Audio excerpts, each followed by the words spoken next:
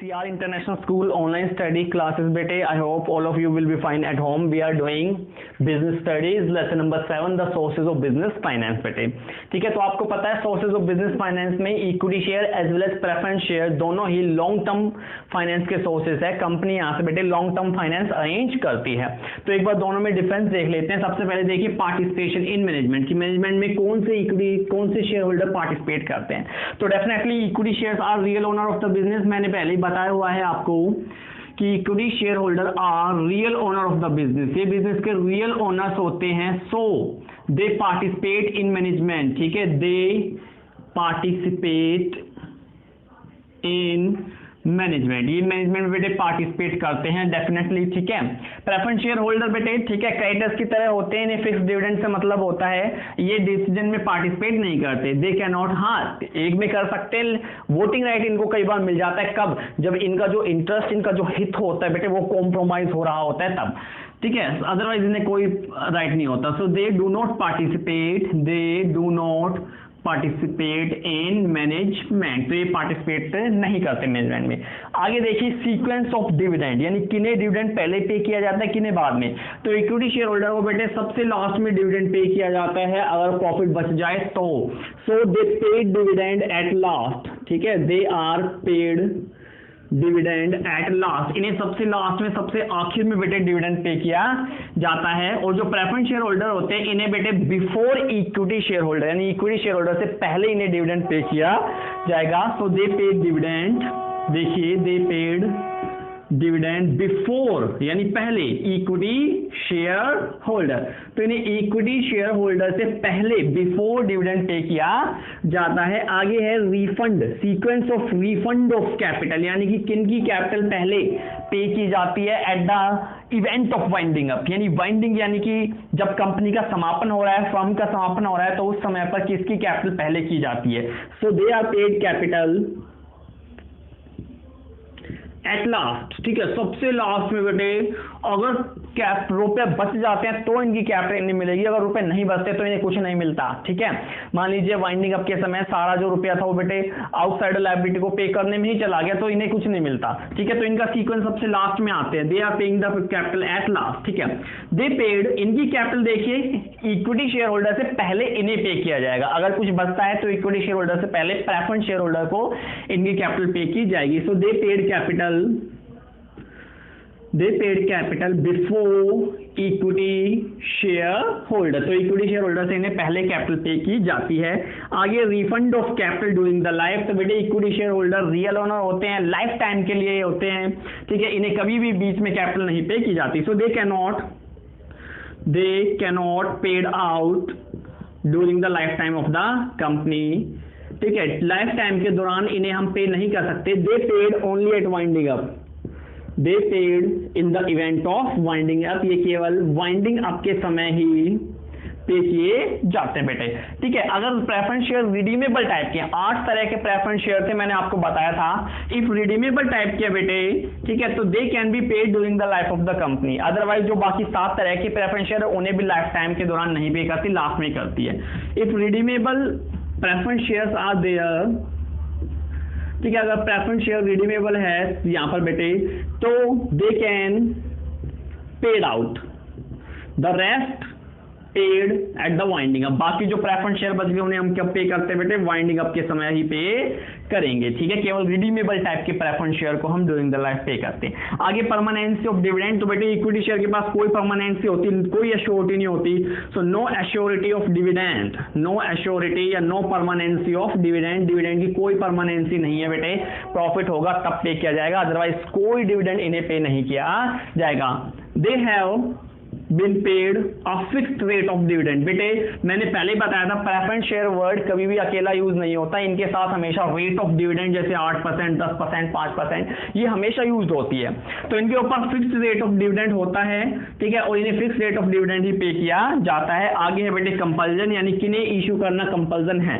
तो equity share hold has to be issued, equity share को बेटे इशू करना जरूरी है। बिना इक्विटी शेयर कंपनी का फॉर्मेशन ही नहीं होता। जब तक ओनर कंपनी को स्टार्ट नहीं करेंगे तब तक कहां कंपनी बन पाएगी बेटे। So equity share has to be issued at the time of formation of company. तो फॉर्मेशन ऑफ कंपनी के समय इन्हें इशू किया ही जाता है बेटे, ठीक है।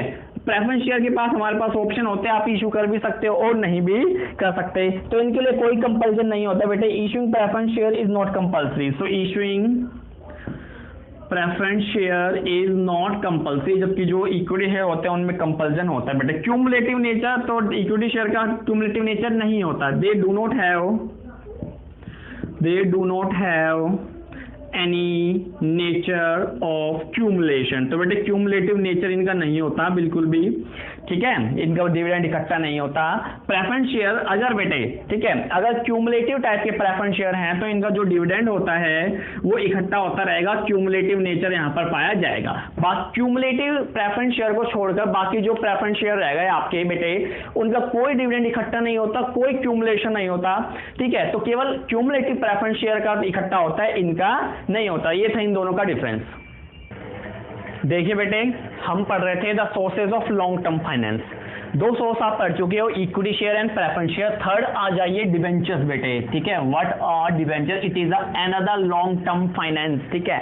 It is another sources of long term finance for the company. It is an important source for the long term finance of a company. Debenture holder are the lenders of the company. जो debenture बेटे, debenture जिसने खरीदे वो debenture holder कहलाएंगे। So debenture holders are the lenders of the company. Company के लिए कौन होते हैं? लेंडर्स होते हैं, जो कंपनी को क्या करते हैं? लोन प्रोवाइड करते हैं बेटे, ठीक है। They provide loan to the company. Debentures are issued under the seal of the company. तो बेटे जो डिवेंचर होते हैं ना कंपनी की, आपको पता है कंपनी एक आर्टिफिशियल पर्सन होती है, उसकी सील होती है, मोहर होती है, स्टैंप होती है, जिससे वो डिवेंचर इशू होते हैं। So debentures are issued under the seal of the company, ठीक है, under the seal of the company. Company के सील के अंडर ये बेटे इशूड होते हैं। And it is a written document, it is a return document. बेटे return document होता है दैट एक्नॉलेजेस, जो एक्नॉलेज करता है that company has taken a loan, ठीक है बेटे। ये एक रिटर्न डॉक्यूमेंट होता है जिसमें सारी की, अब देखिए डिबेंचर, व्हाट इज डिबेंचर होते क्या है बेटे? तो डिबेंचर एक बेटे डॉक्यूमेंट की तरह होता है। It is nothing but it's just a document. एक डॉक्यूमेंट होता है जो एक्नॉलेजेस करता है, जो आपको बताता है कि yes the company has taken the loan, the company has borrowed the capital from the debenture holder, ठीक है। जो लोग ये डिबेंचर खरीदते हैं वो डिबेंचर होल्डर कहलाते हैं बेटे। अब इस डॉक्यूमेंट में होता क्या है? इसमें सारी terms and condition, rules and regulation define होते हैं बेटे डिबेंचर्स के, ठीक है। डिबेंचर वर्ड भी हमेशा कभी भी अकेला यूज नहीं होता बेटे, इसके साथ भी रेट ऑफ इंटरेस्ट हमेशा यूज होता है। रिमेंबर प्रेफरेंस शेयर के साथ जो रेट होते बेटे वो रेट ऑफ डिविडेंड कहलाती है, जबकि जो डिबेंचर होल्डर के साथ जो रेट होते बेटे वो रेट ऑफ इंटरेस्ट कहलाती है। तो डिबेंचर आपको पता लग गया, it is a written document that acknowledges that the company has taken the loan from the debenture holder. इसमें बेटे टर्म्स एंड कंडीशन लिखी होती है, इसमें रेट ऑफ इंटरेस्ट बताया होता है, इसमें ईयर्स बताए होते हैं किस साल में आपको डिबेंचर को रीपे आउट करना है बेटे, ठीक है। रीपेमेंट की टर्म्स एंड कंडीशन डिफाइन की जाती है बेटे कि रीपेमेंट कैसे होगा, किस टाइप से होगा, तो सब कुछ एवरीथिंग वहां पर एक्सप्लेन किया जाता है बेटे डिबेंचर के अंदर, ठीक है। तो ये होते हैं आपके डिबेंचर। अब देखिए what are the types of debenture. तो सबसे पहला है बियरर डिबेंचर। बियरर बेटे, ठीक है, बियरर जिस तरह बेटे रुपया होता है उसी तरह डिबेंचर होते हैं। देखिए जिसके पास रुपया है बेटे सामान उसे ही मिलता है। मेरा रुपया है, मैंने किसी और को दे दिया, ठीक है, उसके पास रुपया, वो सामान लेने गया, उसे मिल जाएगा बेटे। उसी तरह ये बियरर डिबेंचर होते हैं जिसके पास ये डिबेंचर के सर्टिफिकेट्स होते हैं ना, डिबेंचर के सर्टिफिकेट्स बेटे, उन्हें लास्ट में पेमेंट की जाती है। अब बियरर डिबेंचर में होता क्या है, ठीक है, डिबेंचर होल्डर इस डिबेंचर को बेटे खरीद लेता है। मान लीजिए उसने 50,000 में डिबेंचर खरीद लिए, अब उसे रुपए की जरूरत पड़ गई, अचानक उसे रुपए की जरूरत पड़ गई, ठीक है। है, अब वो कहां से लाए बेटे, तो वो इन डिबेंचर्स को सोल्ड आउट कर सकता है टू सम अदर पर्सन, वो सोल्ड आउट कर देगा बेटे, ठीक है। सोल्ड आउट करने के बाद जिस भी मिस्टर एक्स ने वो खरीदा बेटे, वो एक्स उसका बियरर कहलाएगा, वाहक कहलाएगा उसका, जिसके पास वो डिबेंचर के सर्टिफिकेट होगा, पेमेंट उसे ही मिलेगी बेटे, उसे कहते हैं बियरर डिबेंचर, ठीक है, bearer debenture. The person who is having the certificate of debenture he is got the payment बेटे, ठीक है, जिसके पास सर्टिफिकेट है उसे पेमेंट है, जिसके पास रुपए हैं उसे गुड्स मिलेंगे, उसी तरह जिसके पास डिबेंचर होते हैं उसे रुपए मिलेंगे। और आफ्टर ए सर्टेन टाइम बेटे इन्हें आप ट्रांसफर कर सकते हो, दीज डिबेंचर आर ट्रांसफरेबल, ठीक है। सेकंड देखिए रजिस्टर्ड डिबेंचर बेटे, ठीक है, सेकंड है आपका रजिस्टर्ड डिबेंचर बेटे। अब देखिए वर्ड आ चुका है रजिस्टर्ड, यानी कि वंस एक बार जिसके नाम पर ये रजिस्टर्ड हो गए बेटे, जिस पर्सन ने खरीद लिया, ठीक है, कंपनी के लेजर में बेटे उसका नाम डल गया, जैसे मिस्टर एक्स ने अगर इसे खरीद लिया तो मिस्टर एक्स का नाम डल गया बेटे, मिस्टर एक्स को ही वापस अब वो पेमेंट मिलेगी 5 साल 7 साल 10 साल बाद बेटे, कोई और नहीं ले सकता। कहने का मतलब है रजिस्टर्ड डिबेंचर जिसके नाम पर रजिस्टर्ड हो गए उसके नाम पर ही रजिस्टर्ड रहेंगे, यानी ये ट्रांसफर नहीं हो सकते, ठीक है, ये ट्रांसफर। बियरर डिबेंचर तो इजीली ट्रांसफर हो जाते थे बेटे from one person to another person, ठीक है, जिसके पास डिबेंचर होता था उसे ही पेमेंट मिलती थी, लेकिन रजिस्टर्ड डिबेंचर में ऐसा नहीं होता, ठीक है, जिस पर्सन ने डिबेंचर खरीदते हैं उसका नाम बेटे बकायदा लेजर में लिखा जाता है, उस पर्सन को ही लास्ट में एंड में पेमेंट दी जाती है, किसी और को नहीं मिलती। इन द सेंस ये ट्रांसफरेबल नहीं होते बेटे, इन्हें हम किसी और पर्सन को ट्रांसफर नहीं कर सकते बेटे। Interest and principal are paid to the only of the person whose name is there, जिस पर्सन का नाम रजिस्टर्ड है उसे ही इंटरेस्ट पे किया जाएगा बेटे, और उसे ही लास्ट में फाइनल पेमेंट की जाएगी। आगे है रिडीमेबल डिबेंचर, ये तो आपने बेटे पता होगा रिडीमेबल क्या होता है, ठीक है, प्रेफरेंशियल भी तो आए थे, तो उसी तरह रिडीमेबल डिबेंचर आगे बेटे। तो सिंपल सी बात है, ये वो डिबेंचर होते हैं जिसकी पेमेंट कंपनी अपनी लाइफ टाइम के दौरान कर देती है, ड्यूरिंग द लाइफ टाइम इनकी पेमेंट हम कर देते हैं बेटे। मान लीजिए किसी साल कंपनी के पास अच्छा खासा प्रॉफिट हो गया, तो कंपनी उन डिबेंचर होल्डर को उनको रुपया देके साइड करेगी अपने, तो debenture holder just like a creditor for the company, they are the creditor for the company, they are the lender of the company. तो बेटे लेंडर का बोरोवर का जितना जल्दी पैसा देके उन्हें भाग करो उतना अच्छा होता है बेटे। तो ये रिडीमेबल डिबेंचर होते हैं जिनकी पेमेंट कंपनी अपनी लाइफ टाइम के दौरान कर देती है, ठीक है, इन्हें पेड कर देते हैं बेटे, ठीक है, और पेड करने के बाद अपनी लायबिलिटी से छुटकारा पा लेती है। फोर्थ है बेटे आपका इररिडीमेबल डिबेंचर्स, ठीक है, रिडीमेबल यानी जिसकी पेमेंट कंपनी लाइफ टाइम के दौरान कर देती है, और इररिडीमेबल जिसकी पेमेंट कंपनी अपनी लाइफ टाइम के दौरान नहीं कर सकती। लाइफ टाइम के दौरान नहीं कर सकती तो कब करेगी, कब करेगी बेटे, eight the time of winding up, ठीक है, जब कंपनी का समापन हो रहा होगा, कंपनी खत्म हो रही होगी, तब इनकी पेमेंट की जाएगी। तो ये होते हैं इररिडीमेबल डिबेंचर जिसकी पेमेंट कंपनी अपनी लाइफ टाइम के दौरान नहीं कर सकती, only at the event of winding up, ठीक है, जब कंपनी का समापन होने जा रहा है तभी इनकी पेमेंट की जाती है, उससे पहले कंपनी इनकी पेमेंट नहीं कर सकती। नेक्स्ट बेटे कन्वर्टेबल डिबेंचर्स, कन्वर्टेबल डिबेंचर्स, तो बेटे ये वो डिबेंचर कन्वर्टेबल जो कन्वर्ट किए जा सके किसमें, इक्विटी शेयर्स में बेटे, they are convertible into equity share. तो इन डिबेंचर होल्डर के पास बेटे एक राइट होता है, एक अधिकार होता है कि ये जब चाहे अपने डिबेंचर्स को इक्विटी शेयर्स में कन्वर्ट करा सकते हैं, they having that particular right, ठीक है। तो बेटे अगर आपकी इच्छा है कन्वर्ट कराने की तो आप करा लीजिए, अगर आपकी इच्छा नहीं है कन्वर्ट कराने की तो आप अपने डिबेंचर को एज ए डिबेंचर ही रखिए, मत कराइए उन्हें कन्वर्ट, ठीक है। तो ये होता है आपका convertible debenture, those equity share which can be converted into equity shares, वो आपके कन्वर्टेबल डिबेंचर्स कहलाते हैं, ठीक है। सिक्स्थ है आपका बेटे सिक्योर्ड डिबेंचर, सिक्योर्ड यानी सुरक्षित, सिक्योर्ड डिबेंचर बेटे। तो ये डिबेंचर कंपनी की असेट्स के ऊपर, कंपनी की जो असेट्स है बेटे, बिल्डिंग, लैंड, प्लांट, मशीनरी, इनके ऊपर सिक्योर्ड होते हैं बेटे।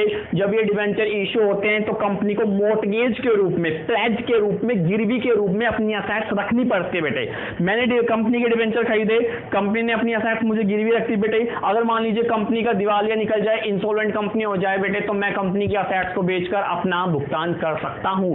तो बेटे ये सिक्योर टाइप के डिबेंचर कंपनी की असेट्स के ऊपर क्या होते हैं, सिक्योर रहते हैं बेटे, यानी जो लोग सिक्योर डिबेंचर खरीदता है उन्हें किसी बात का डर नहीं होता, क्योंकि कंपनी की असेट्स उनके पास है बेटे, कंपनी की असेट्स के डॉक्यूमेंट उनके पास है। अगर उन्हें उनका रुपया नहीं मिला तो वो कंपनी की असेट्स को बेचकर, उन्हें सोल्ड आउट कराकर अपने रुपए की वसूली कर सकते हैं बेटे। Secure debenture, secured on the security, secured on the assets of the company, company की असेट्स पर ये क्या होते हैं, सिक्योर्ड होते हैं बेटे। और लास्ट है आपका सेवंथ टाइप का unsecured debenture, debenture. Unsecured debenture वो डिबेंचर होते बेटे जिनके लिए कंपनी कोई अपनी चीज गिरवी नहीं रखती, कोई सिक्योरिटी, कोई अपनी असेट्स गिरवी नहीं रखती बेटे, ठीक है। अगर मान लीजिए कंपनी का बाई चांस लॉस हो जाए तो इनके रुपए की डूबने की पूरी संभावना रहती है। So debenture again which no assets of the company are mortgage are called unsecured debenture. देखिए स्टूडेंट्स, एडवांटेज ऑफ डिबेंचर। अब डिबेंचर के एडवांटेजेस पढ़ लेते हैं बेटे, इसके क्या लाभ है, क्या फायदे हैं। तो देखिए advantages to investors and advantages to company. तो बेटे इसके एडवांटेज कंपनी को क्या क्या है और इन्वेस्टर्स को क्या क्या ये देख लेते हैं।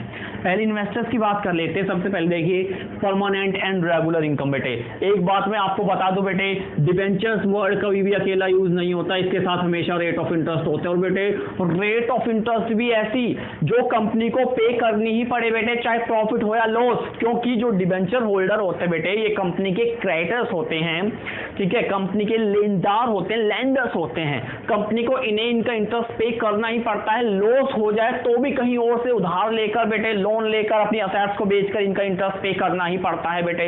इसीलिए कहा गया है परमानेंट एंड रेगुलर इनकम, इन्हें इनका इंटरेस्ट मिलेगा ही मिलेगा, चाहे किसी और को कुछ मिले या ना मिले बेटे। कंपनी को लॉस हुआ है तो भी मिलेगा। मैं बार बार बता रहा हूं आपको, लॉस की सिचुएशन में भी हमें डिबेंचर्स पर इंटरेस्ट पे करना पड़ता है। तो कहने का साफ मतलब बेटे, अगर आप एज ए इन्वेस्टर का इन्वेस्ट करना चाहते हो और अपनी रेगुलर इनकम चाहते हो तो कि मुझे रेगुलर इनकम मिल जाए, तो आपको डिबेंचर में इन्वेस्ट करना चाहिए। रेगुलर इनकम आपको मिलती रहेगी, कोई आपकी इनकम नहीं रोक सकता। कंपनी लॉस हो जाएगी तब भी कंपनी को पे करना ही पड़ेगा बेटे, ठीक है। तो ये होता है पहला एडवांटेज। सेकंड देखिए मोर सेफ इन्वेस्टमेंट। बेटे अभी मैंने बताया सिक्योर्ड टाइप के डिबेंचर्स जो होते हैं बेटे, उसमें होता क्या है, कंपनी की जो असेट्स होती है ना उन्हें प्लेज या मॉर्गेज के रूप में, सिक्योरिटी के रूप में रखा जाता है डिबेंचर होल्डर के द्वारा। अगर कंपनी का दिवालिया निकल जाए, कंपनी का वाइंड अप हो जाए बेटे, तो डिबेंचर होल्डर इजीली कंपनी की असेट्स को बेचकर अपना रुपया वसूल कर सकते हैं। तो कहने का मतलब साफ साफ है बेटे कि जो डिबेंचर होल्डर होते हैं वो मोर सेफ इन्वेस्टमेंट है। इक्विटी शेयर होल्डर का कुछ पता ही नहीं बेटे, रुपया आएगा नहीं आएगा वाइंडिंग अप के समय। प्रेफरेंस शेयर होल्डर आ भी सकता है, नहीं भी आ सकता बेटे, जनरली प्रेफरेंस का तो आ ही जाता है। लेकिन डिबेंचर होल्डर में आप 102% श्योर हो कि आपका रुपया आएगा ही आएगा, क्योंकि कंपनी की असेट्स को बेचकर बेटे डिबेंचर होल्डर को रुपया पे किया जाता है। Debenture holder are the outsider liability of for the company.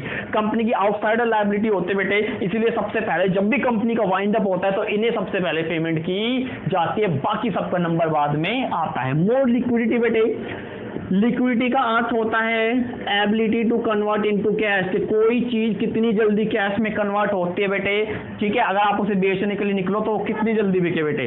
तो डिबेंचर बहुत ज्यादा लिक्विडिटी होती है, क्यों, सेफ इन्वेस्टमेंट है बेटे। सबको पता होता है कि डिबेंचर होल्डर का रुपया कंपनी खा ही नहीं सकती, कंपनी डुबो ही नहीं सकती बेटे। कंपनी की असेट्स को बेचकर, कंपनी को बेचकर, कंपनी के टुकड़े टुकड़े पाई को बेचकर इनका रुपया चुकाया जाता है। तो इन्हें बेटे खरीदने के लिए हर कोई रेडी रहता है एट एनी टाइम। किसी भी समय आप इन्हें बेचने के लिए निकलो, एवरीबॉडी इज रेडी, क्योंकि उन्हें पता है बेटे डिबेंचर से ज्यादा सिक्योर इन्वेस्टमेंट कोई हो ही नहीं सकती। हो सकता है रेट ऑफ इंटरेस्ट थोड़ा कम हो, बट सिक्योर तो है, आपका रुपया एटलीस्ट डूबेगा तो नहीं बेटे। इसीलिए इसमें बहुत ज्यादा लिक्विडिटी होते हैं, because investor are ever ready to purchase this kind of securities.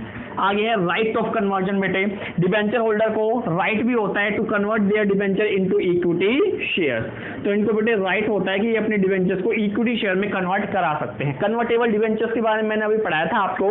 तो उन्हें राइट होता है, अधिकार होता है कि वो चाहे तो अपने डिबेंचर होल्डर्स को, डिबेंचर्स को इक्विटी शेयर में कन्वर्ट करा सकते हैं। हो सकता है बेटे जब कंपनी नई स्टार्ट हो तो आपने डिबेंचर परचेस कर ली हो रेगुलर इनकम के लिए, लेकिन जैसे ही कंपनी ने अच्छा प्रॉफिट अर्न करना शुरू कर दिया, और आपको पता है जब प्रॉफिट हाई होता है तो सबसे ज्यादा फायदा इक्विटी शेयर को होता है, क्योंकि बेटे सब कुछ पेमेंट करने के बाद जो प्रॉफिट बचता है सारा का सारा वो इक्विटी शेयर होल्डर का होता है। तो अगर कंपनी अच्छे प्रॉफिट कमाने शुरू कर दे तो आप एक काम कीजिए, डिबेंचर से बदलकर अपने को इक्विटी शेयर में कन्वर्ट करा लीजिए और हाई प्रॉफिट कमा लीजिए। तो ये थे बेटे एडवांटेज इन्वेस्टर्स के लिए। अब देखिए advantage for the company, no interference in management activities. Again debenture holder are the lender of the company, वो ओनर नहीं होते, वो लेनदार है बेटे। तो मैनेजरियल एक्टिविटीज में कोई पार्टिसिपेशन नहीं करेंगे, कोई इंटरफेरेंस, कोई दखलंदाजी नहीं देंगे बेटे। इक्विटी शेयर होल्डर जिस तरह से कंपनी चला रही है चलाते रहो भाई, हमें कोई प्रॉब्लम नहीं है, हमें हमारा इंटरेस्ट पे करते रहिए, हमें जो हमारी इंटरेस्ट की रेट है उसी रेट से हमें पे करते रहिए, हमें कोई परेशानी नहीं है। चीप सोर्स ऑफ फाइनेंस बेटे सस्ता होता है, इक्विटी शेयर और प्रेफरेंस शेयर की तुलना में आसानी से सस्ते से आपको मिल जाते बेटे, ठीक है। सस्ते सोर्स होते हैं, चीपर सोर्स होते हैं, इजीली लोग खरीद भी लेते बेटे। हो सकता है इक्विटी शेयर से आपको रुपया अरेंज करना थोड़ा मुश्किल हो जाए, बट डिबेंचर से आपको रुपया अरेंज करना बहुत ईजी होता है, क्योंकि हमेशा बेटे लोग तैयार रहते हैं डिबेंचर खरीदने के लिए, बिकॉज एक सिक्योर इन्वेस्टमेंट है, सेफ्टी इन्वेस्टमेंट होते बेटे, और रेगुलर इनकम की भी बेटे आपको गारंटी होती है कि हर 6 महीने में आपको इंटरेस्ट मिलेगा ही मिलेगा।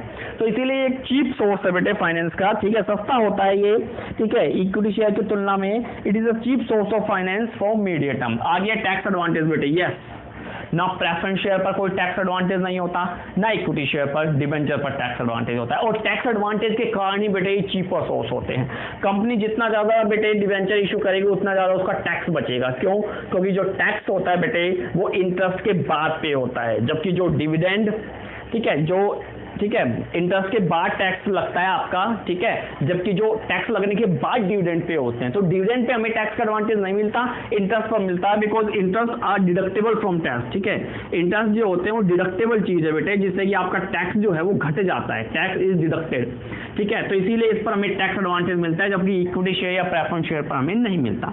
आगे देखिए, maximum income to equity share holder बेटे, ट्रेडिंग ऑन इक्विटी का फायदा उठाकर, ट्रेडिंग ऑन इक्विटी बेटे एक कंसेप्ट होता है पूरा बड़ा, ठीक है। उसमें होता क्या है, कंपनी अपने बेटे इक्विटी शेयर होल्डर को डेट के साथ कंबाइन करती है, थोड़े बहुत इक्विटी शेयर इशू करते हैं, थोड़े बहुत डेट। इक्विटी बेटे हाई कॉस्ट होती है और डिबेंचर होल्डर लो कॉस्ट होते हैं, तो उनकी लो कॉस्ट से बेटे इक्विटी शेयर होल्डर को एडवांटेज मिलता है, क्योंकि वो सस्ते मिल जाते हैं, कम रेट ऑफ इंटरेस्ट में मिल जाते हैं, और हम हाई प्रॉफिट कमा के इक्विटी शेयर होल्डर को फायदा पहुंचा सकते हैं। कहने का मतलब है ट्रेडिंग ऑन इक्विटी बेटे, ट्रेडिंग ऑन इक्विटी का हम फायदा उठाकर इक्विटी शेयर होल्डर को एडवांटेज प्रोवाइड करा सकते हैं।